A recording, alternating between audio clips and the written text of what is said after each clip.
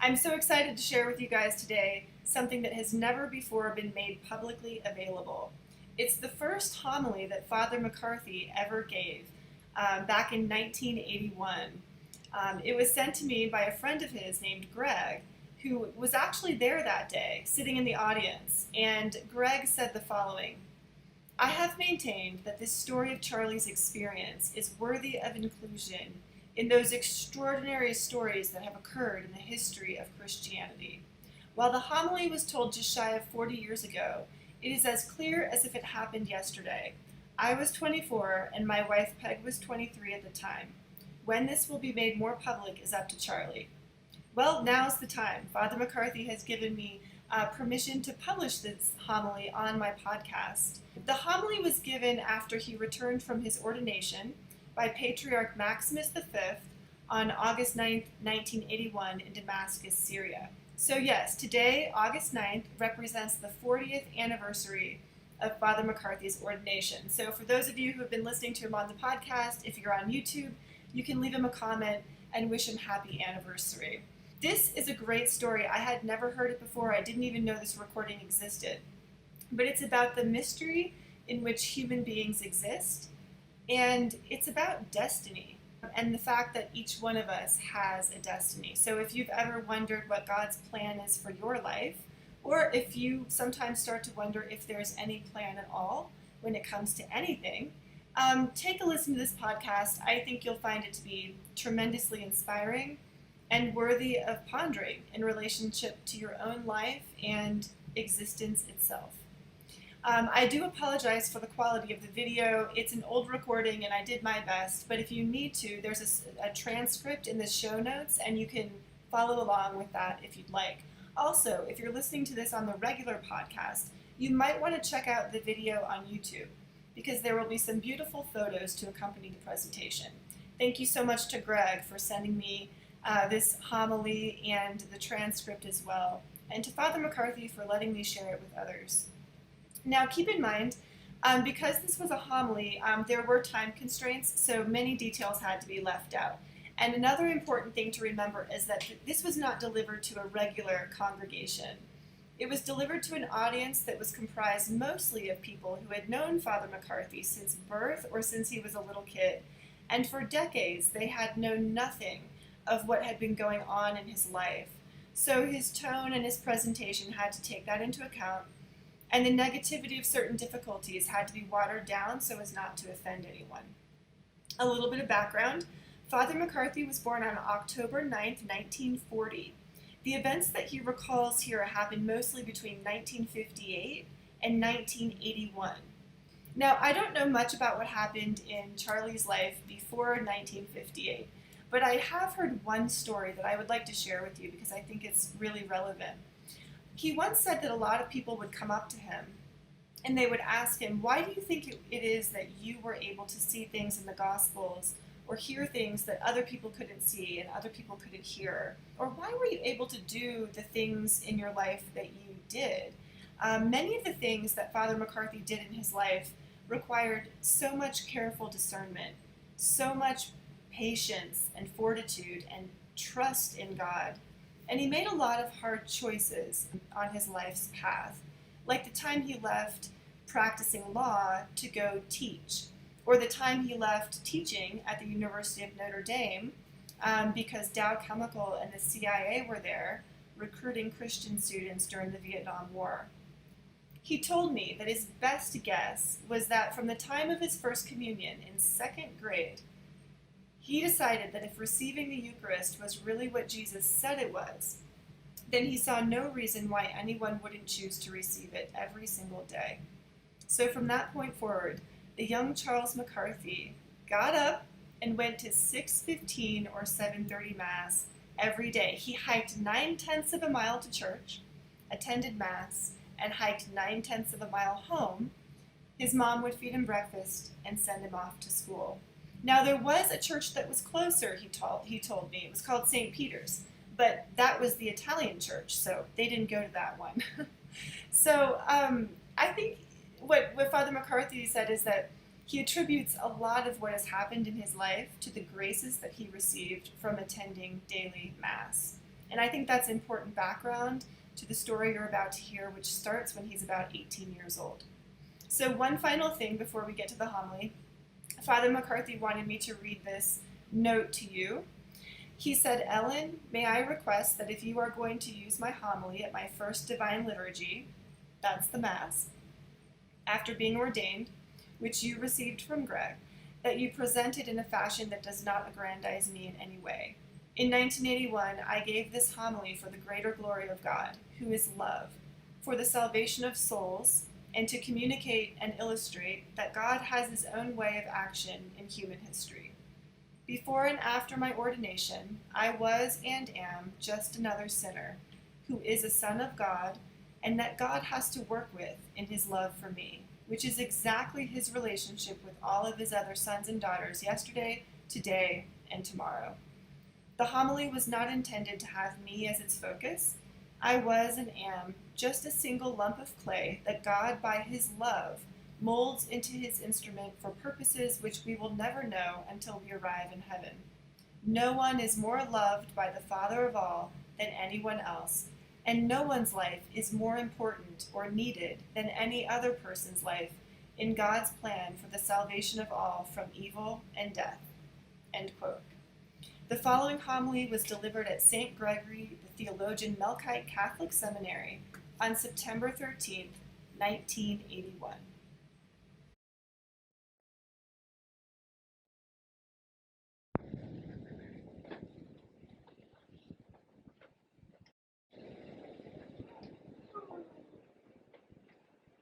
God is love. That's what it says on the back of my vestments in Greek.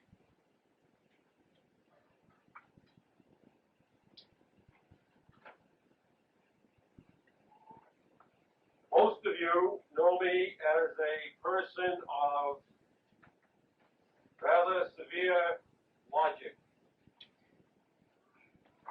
My retreats, my workshops, talks, etc. can probably be diagrammed in terms of symbolic logic.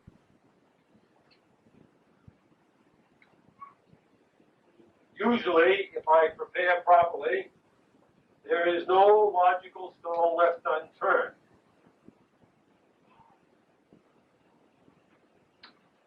But the truth of the matter is that there is more than logic to reality.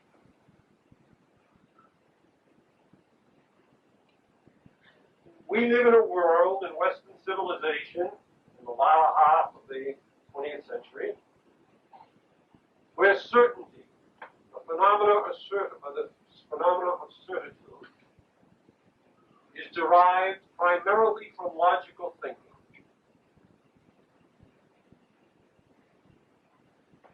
And therefore, people go about the business of conducting their lives logically, which is fine. Well, to move from here to the door, the logical principle is that you walk in that direction and not in that. However, logic is a dimension of existence. It's not all of existence. Logically, as you all know, logically it is possible to prove that God exists. And logically it's possible to prove that God does not exist. Likewise, logically it is possible to prove that you are. And likewise, logically it is possible to prove that you are not. The philosophy of skepticism. Logically, it's possible to prove that infinity exists. And logically, it is possible to prove that infinity does not exist. Logic is a dimension of reality, a part of reality. It is not all of reality. It is a way to a kind of certitude. It is not the only way to certitude. Logical thinking logic is a limited tool of the human mind that in our society has been raised to the level of a god. It has become the only way of experiencing reality. It has reached the point in formal scholarship, in everyday life, in various dimensions of the church, that what is not logical is not real. And that is a patent absurdity. Utter and complete. Consider the certainty involved, the absolute certainty involved in the experience of beauty. You cannot logically reach beauty. You cannot logically prove beauty. But when you experience beauty, you know it with a certitude that surpasses all syllogism. Or the certitude involved in the experience of an innocent child. In that experience of innocence, one cannot prove innocence logically, but one knows when one is in the presence of it. It is different, it is real, it is there. Or on the negative side, the experience of fear. Logically, one cannot prove oneself into or out of fear, and the experience itself is not logical. But it's real, even though it is not logical. Or perhaps we could look at the experience of love. Love baffles all logic, beyond all logic. It is not an experience that is logically provable or logically verifiable, but it is an experience that when it is there, it is a reality that when we're in the presence of it, we are certain it is there and it is real. Likewise, God. We live in a world where indeed logic in and of itself will bring us to God or bring us away from God. God can be proved logically or disproved logically. But God, the real God, the living God, the God of Abraham, Isaac, and Jacob, the God who is Jesus, is not the God of the logical philosophers. God is a living reality. The problem is, for the human being who says that what is not logical is not real, and then proves that God can be disproved logically, that person comes out with no God. Except perhaps something that he or she feels that they must give some sort of fearful obedience to, just in case the logic goes the other way. The center of life, center of reality, is not logical. If you think about it carefully, the most logical system of thinking in the world is the scientific method.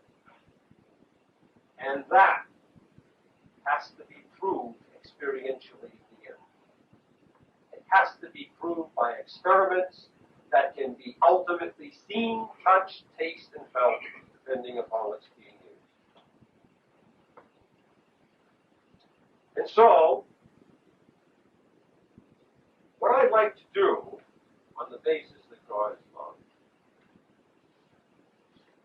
I would like to tell you a love story.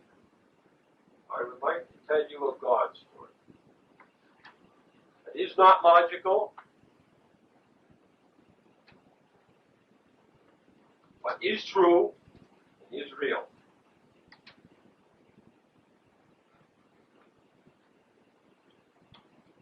It's a love story and it's a God story.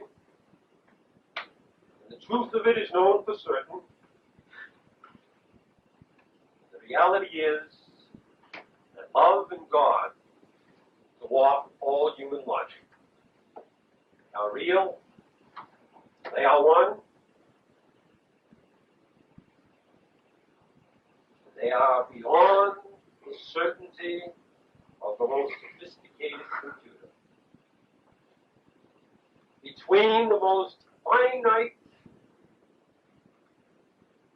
program of logic that can be put into a computer, and the certainty of beauty, and the certainty of love, and the certainty of God, there lies an abyss. The love story, or the God story, which I would like to tell you, begins in the summer of 1958. 1958. As I was about to go to the University of Notre Dame for the freshman year, my freshman year. In that summer, with a clarity that is beyond logic and beyond causality, with a certitude that is very, I can bring back to consciousness today, it was communicated to me that my destiny and my vocation in life, unambiguously and unequivocally, was to be a married priest in the Eastern Rite Church.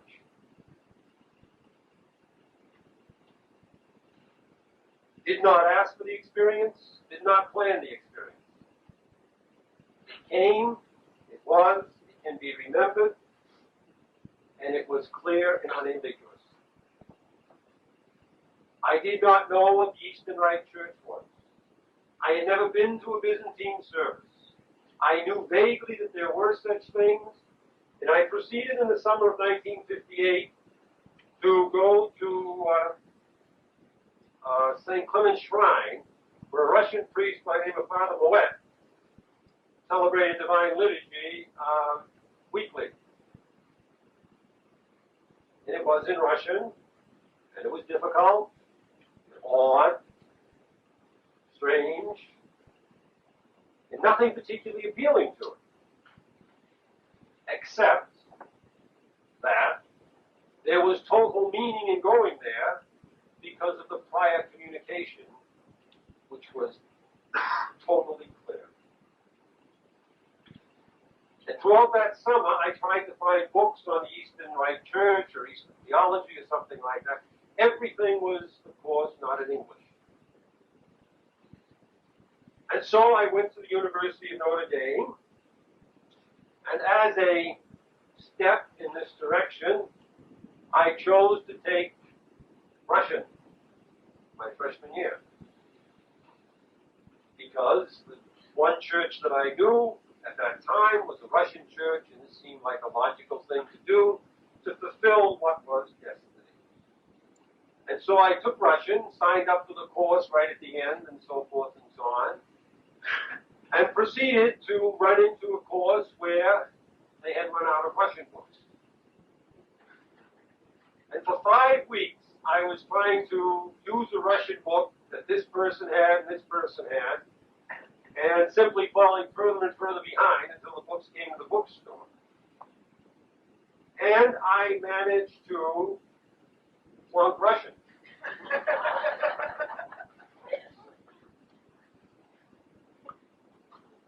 And this, of course, was a serious problem, a serious blow, but it did nothing to undercut the fundamental experience of what I was supposed to be. In the fall of 1958, when I went to Notre Dame, the man who was the spiritual director for the freshmen at that time was a Boston priest by the name of Father Dan O'Neill.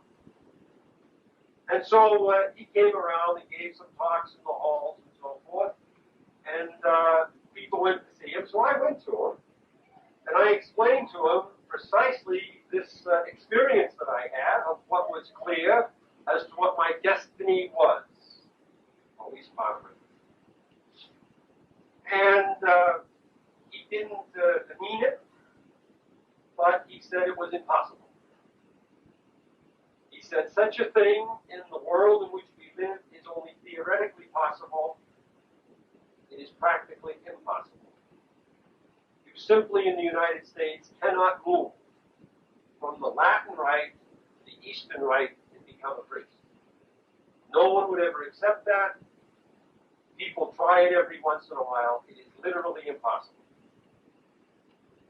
He said he did not feel in conscience that he could help it because it was going down a road that simply could not be fulfilled. But he said what he would do would be that he would pray for me. And never again did I talk to Dan O'Neill about the matter. I knew him at Notre Dame when I taught there, and simply never talked to him. Something that had occurred, I assumed when I was at Notre Dame he had forgotten about it. So I went through the first couple of years at Notre Dame, coming back in the summers and getting in contact with other Christian Eastern churches in the Boston area, going to the services and the liturgies and so forth, finding very little in English, and what was there in English was really heavy-handed history and theology that was difficult to understand and follow and read. And then in my junior year, I decided that something had to be done about this. So I went to see a priest, and this is not Ted Hesbury, because some of you know my relationship with Ted Hesbury, and that this is not him. I went to see a priest who I assumed would have a knowledge about how to do this. And I talked to him and explained it in detail. The nature of the experience, the certitude of it, the fact that the certitude hadn't left, the fact that daily, as I went to Mass and Communion, I prayed about it, prayed equally that if it is to be, let it be. If it isn't to be, get rid of it. I just know that's fine. Anyway, it's fine. And this priest, very famous and important man, after an hour's explanation, he laughed at it. He physically laughed. And he called in a priest who had the office next to him, and I was a junior at Notre Dame, and asked me to re-explain the story. So I did. And they both laughed together about married priests. Parenthetically, I might mention, the day of my ordination, the patriarch told me that at the time these two priests were laughing, there was on the Notre Dame campus a married priest who was forbidden to celebrate liturgy at that time, but he was there, and they knew it. They couldn't have fun with it. At any rate, they laughed, and what this did to someone who was 20 years old and who was facing very important men who knew all about theology in the church and so forth, it was a crushing phenomenon. Huh? And so, from that point on, I never talked directly to anyone about it. Absolutely no one. Daily, prayed about it. Daily, it was never out of my mind. But never talked to anyone directly. Wrote letters to people asking them about the possibility and so forth, both Western and Eastern priests, bishops, and so forth. Not talking about it in personal terms, just general discussion. And everyone saying the same thing. This is impossible. It's theoretically possible. It's practically impossible. Forget it. Make your choice between what's available to you, what is in front of you, as far as real possibilities. Don't be thinking in terms of abnormal possibilities. Choose the reality that's given to you. Don't try to create a reality. Which would have been fine, except the initial experience was unequivocal as to what I should do. And so, 1961 and 2 passed. 1963 and 4 and 5, and I can remember if I just put myself in the Sacred Heart Church at Notre Dame, or at St. Ignatius Church in Chestnut Hill over here, or the church in Millis, or in the church out in Auburndale out here, I can remember sitting there day in and day out, week in and week out, year in and year out, praying that this burden either be lifted or it be fulfilled. 63 and 64 and 65 past, things going on, things happening, and so forth. law school and what have you. 67, made the decision to quit working in law and to go out to Notre Dame to study theology, which was just simply unheard of. No one knew why, no one understood. 69, 70, 70, some fellas from Notre Dame came out here to work in a rather unique political campaign, and I can remember taking them over to Our Lady of Kazan Church in South Boston, which was a Byzantine Catholic church, to the liturgy on a few occasions, and I often wondered what they thought of going to such a place, going such a distance, an abnormal way, to go to a strange liturgy, which was still in Russian at that time. And but we did. We went over there, and 73 and 74 and 75 and 76, day in, day out, year in, year out, hour in and hour out in some cases. Because it was controlling of the whole life. Communication was clear as to what my destiny was, and there was no destiny outside of that. And until the communication had been changed, there was no choice but to pursue it by whatever means were possible, which were none. None. No one knew. Then, one June night, in June 1978, I had a dream. I will tell you, you know me as a person of logic. You know nothing about this side of me or anything else, but I had a dream. And the dream was, and there are people who can verify this because I told them immediately after. The dream was that Father Dan O'Neill from Notre Dame, who I hadn't thought of in 20 years, since 1958, this is 1970, was in the dream trying to communicate something to me in the Sacred Heart Church at Notre Dame. The dream was awesome in its power, not positive or negative, just the impression it made on the mind. I woke up in total recall of it, the experiential dimensions, the pictorial dimensions, and so forth, which I can to this moment. And it was just a powerful experience, not positive or negative, but powerful. And so I walked downstairs that morning, went to church, Mass, and Millis, picked up the pilot in the back of the church, walked home, opened up the pilot in the study. The first thing I saw was Father Dan O'Neill died, which added to the whole experience. Added to the whole experience, awesome in its strangeness and curiosity. Nothing is on my mind since the dream but the fact that Dan O'Neill, I pick up the newspaper, and Dan O'Neill is dead. And I'm looking at the newspaper. Now, this is totally involved with my consciousness and so forth, and the strangeness and so forth of it. And I'm looking at the newspaper, and I look at the newspaper, and I see a picture of a priest, Father Paul Frechette. And I look underneath, and it says, this is the pilot part, it says, Father Paul Frechette was just ordained recently, and that he attended seminary at St. Gregory Seminary in Newton Center. Now, drop your logic for a minute and everything.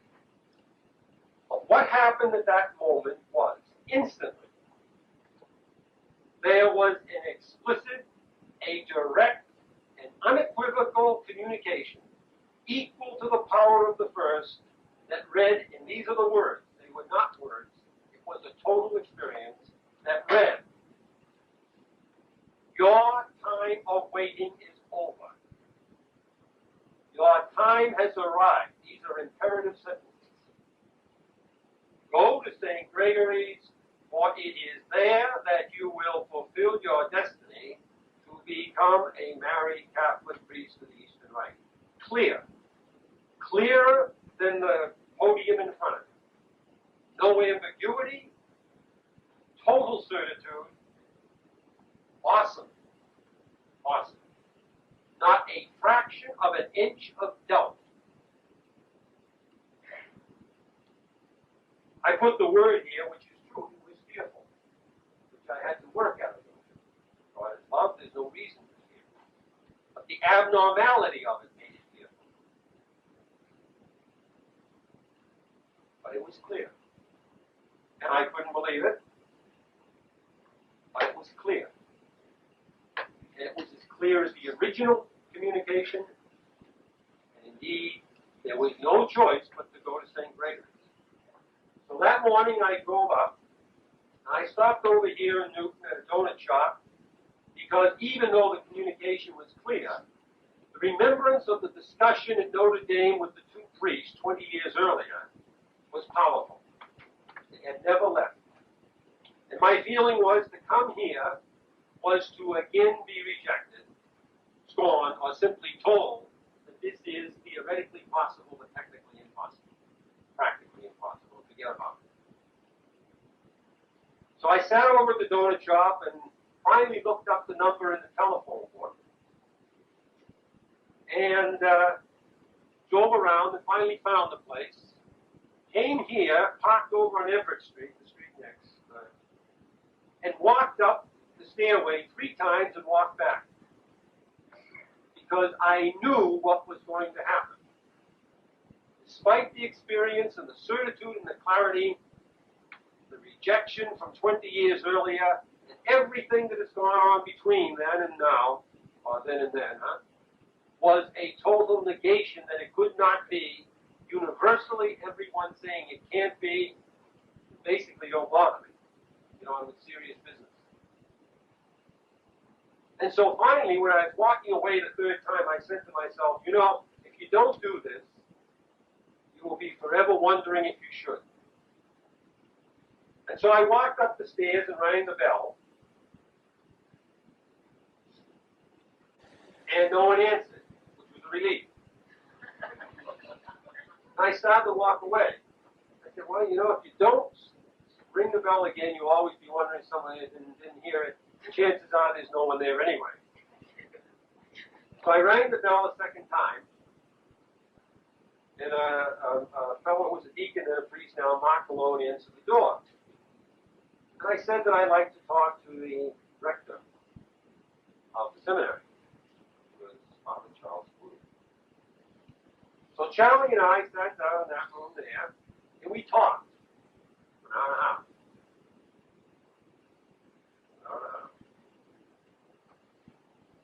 And everything that I told you up to this moment in time, I told him then. Everything. Well, my assumption was there was no need of kidding anyone. This was either going to be done in truth or it wasn't going to be done at all. It was out of my power. And also proceeded to be very, very clear of what my relationship was in terms of Christianity, Dorothy Day, and so forth and so on. No ifs, ands, or buts. In fact, almost to the point of laying things out so clearly that you couldn't possibly accept me.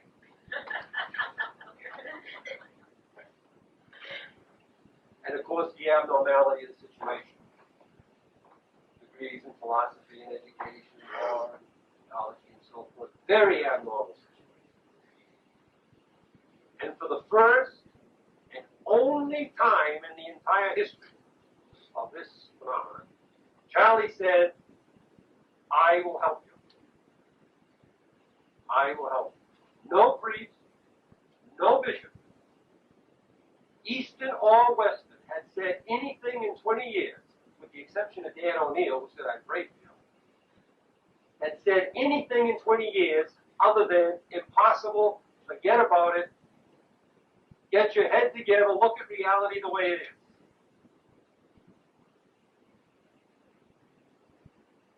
And so, Charlie said that day that he would help. And for the last 3 years, Charlie has been the single and the greatest, and in many instances, the only source of help. People have come along after and begun to help and tried to help and left. Charlie has stayed. It has been an awesome 3 years in the sense of an agony. Everything was controlled by this sense of destiny. All other things were done, but this was what had to be met. The day that I left here, that morning, back in June of 1978, I walked out on the porch, and I felt a tremendous sense of relief because of the communications, and this was it, and so forth and so on. Tremendous sense of relief. And that was the last moment of peace that I would know with this until the day of my ordination. There was no other relief. In fact, from that moment on, life became an agony. Indeed, it was theoretically possible and technically impossible, or practically impossible. The pieces that had to fall together for it to happen are beyond the ability of anyone to bring together. And when you look at it, you even think they're beyond God's ability to bring together. Between Rome and Damascus and here and political problems and all kinds of other things. Years and years and years that dragged on. 3 years, as a matter of fact. The reason I'm communicating this is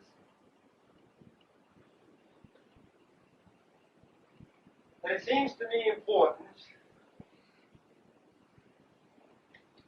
think through a little bit something about the nature of the statement God is love.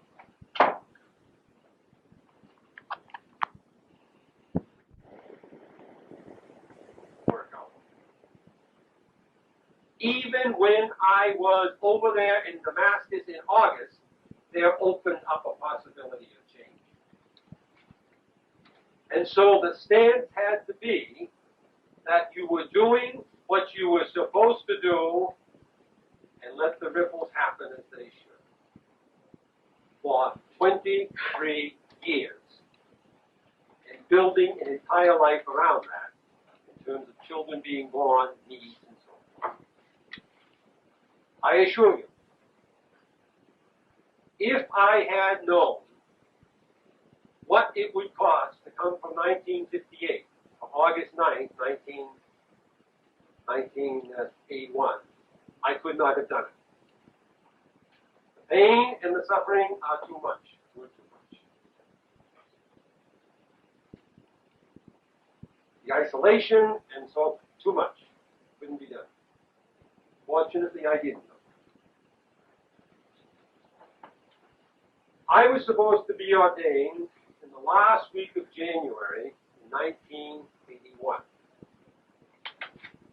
It was decided on December 19th, with a final telephone call between the Archbishop and the Patriarch, that I was supposed to be ordained in the last week of January. On December 23rd, my father had to have an operation, and that operation was to occur in the last week of January. And so there became a rather horrendous situation that arose. The choice between staying home with my mother and father for the operation, or going to fulfill what had been a 23-year odyssey in terms of destiny. We worked at it and prayed on it. And on January 13th, what took place was that made the decision to stay. Talked to the bishop, and the bishop said, well, that was fine, and he'd rearrange it whenever we wanted. So, indeed, we stayed for the operation. It was the right thing to do, and so forth and so on. A few weeks after the operation, the Patriarch, who was central to all of this, and without whom it could not have been done, was shot with attempted assassination. The bullet went across his cheek. If he had been shot, it would have been the end of everything. Everything was conducted through him. Then he was in the hospital. And then when he finally got out of the hospital, and we tried to rearrange it, they had to postpone it indefinitely because of some past newspaper article.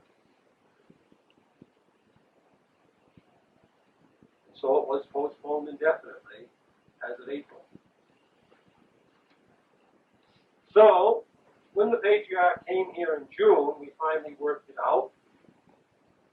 The original date set was August 15th, and then August 2nd, then August 3rd,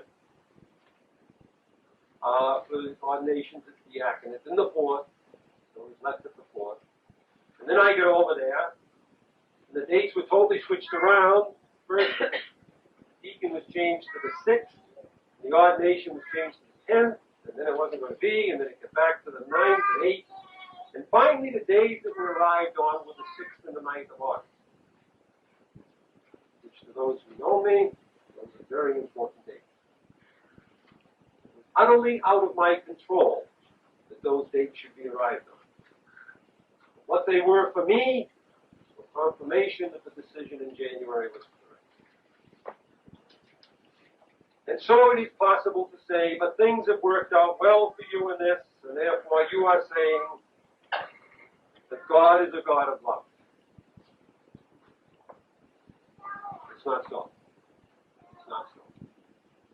There is not a soul in this room or any place that I know of, if they could see what had to be gone through to get to here, would accept it. Nor would I. Nor would I. But it is true. The totality of the experience is,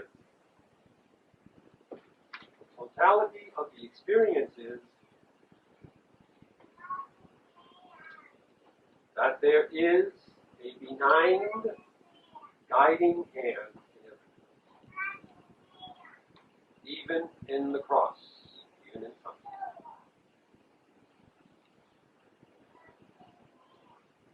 And so God is love. We decided to put on the back of the vestment. That's what Jesus means when he says God is Father.